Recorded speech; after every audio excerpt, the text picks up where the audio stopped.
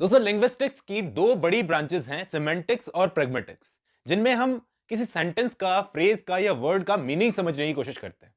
आज हम समझने की कोशिश करेंगे कि इन दोनों ब्रांचेस में क्या फर्क है।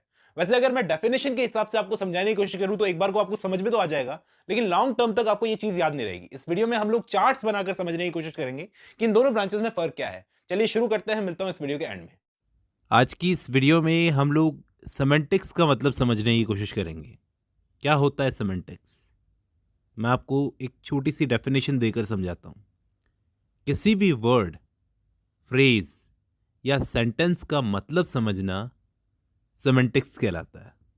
डेफिनेशन के हिसाब से जाऊंगा तो आपको प्रॉब्लम आएगी। मैं पहले एक चार्ट बनाकर समझाने की कोशिश करता हूँ। देखो, लैंग्वेज जो होती है, लैंग्वेज वो किन चीज़ों से मिलकर बनती है? तीन चीज़ों से मिलकर बनती है। पहला होता है साउंड, फिर आती है फॉर्म, उसके बाद आता है मीनिंग। ये तीन बेसिक और मेन कंपोनेंट्स होते हैं किसी भी लैंग्वेज को बनने के। साउंड्स, फॉर्म और मीनिंग, ये तीन कंपोनेंट्स जब मिलेंगे तब जाकर लैंग्वेज तैयार होगी। अब साउंड्स को हम लिंग्विस्टिक्स की किस ब्रांच में स्टडी करते हैं? फोनेटिक्स और फोनोलॉजी, इन दो ब्रांचेस में स्टडी करते हैं। जबकि फॉर्म, हमारे पास जब साउंड्स आ जाते हैं, हम जब साउंड्स को समझ लेते हैं तो हमें समझनी होती है फॉर्म।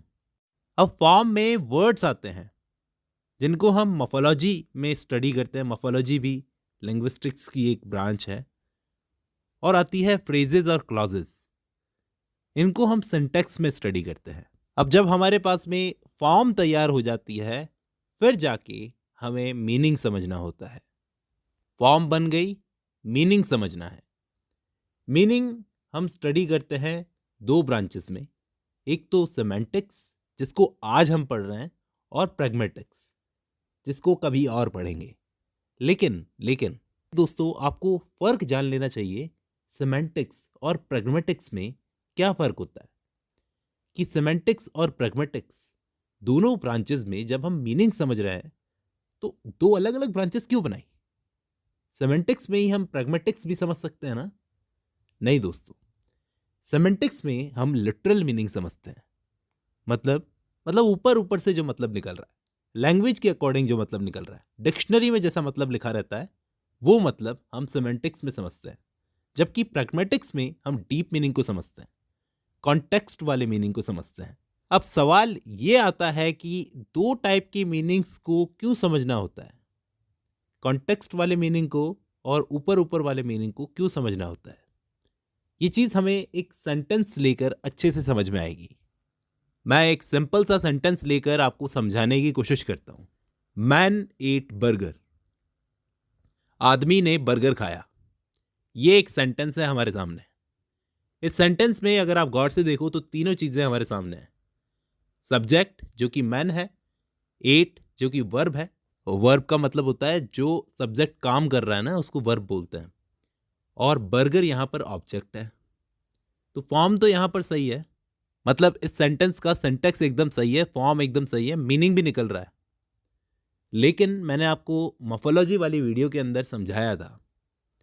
अगर आपने वो वीडियो ढंग से देखी हो तो ठीक है, नहीं देखी हो तो डिस्क्रिप्शन में लिंक मिल जाएगा, अभी जाकर देख लेना।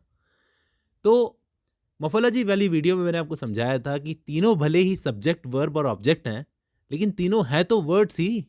और वर्ड जो होता है वो लैंग्वेज में एक इंडिपेंडेंट यूनिट होती है। उसे हम कहीं पर भी ले जाएं, कोई फर्क नहीं पड़ता, कहीं पर भी फिट कर दो। जैसे जैसे इस सेंटेंस में मैं बर्गर को उठाकर मैन की जगह ले जाता हूं और मैन को उठाकर बर्गर की जगह पर ले आता हूं। बर्गर एट मैन, आर्टिकल भी लगा देता हूं बीच में, बर्गर एट द मैन। अब मैं आपसे एक सवाल पूछता हूं। मैं वर्ड को यहां से यहां ले गया, तो क्या मैंने इस सेंटेंस की फॉर्म में कोई गलती की? नहीं, सिंटैक्स अभी भी सही है। यहां पर ये सब्जेक्ट था, यहां पर ये सब्जेक्ट हो गया, सिंटैक्स एकदम सही है। लेकिन आप अगर ऊपर से देखो तो यहां इस सेंटेंस का कोई मतलब नहीं बन रहा, मीनिंग नहीं बन रहा। कोई बर्गर इंसान को खा गया, ऐसा कैसे हो सकता है? इंसान बर्गर को खा सकता है, बर्गर इंसान को कैसे खा सकता है? तो ये सेंटेंस सेमेंटिक्स के नज़रिए से सही नहीं है। सेमेंटिक्स में आप लिटरल मीनिंग देखते हो कि यहाँ पर बर्गर इंसान को नहीं खा सकता, तो ये सेमेंटिक्स के नज़रिए से सही नहीं है। लेकिन हो सकता है कि प्रैग्मेटिक्स के नज़रिए से ये एकदम सही हो सकता है इस सेंटेंस का डीप मीनिंग ये निकल रहा हो कि उस इंसान ने इतना बर्गर खाया कि लास्ट में वो बर्गर ही उस इंसान को खा गया।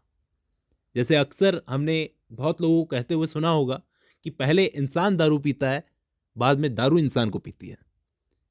तो यहाँ पर मीनिंग दो टाइप के होते हैं, एक सेमेंटिक्स वाला मीनिंग और एक प्रैग्मेटिक्स वाला मीनिंग। उम्मीद करता हूँ इस छोटी सी वीडियो से आपको कुछ ना कुछ नॉलेज ज़रूर मिली होगी।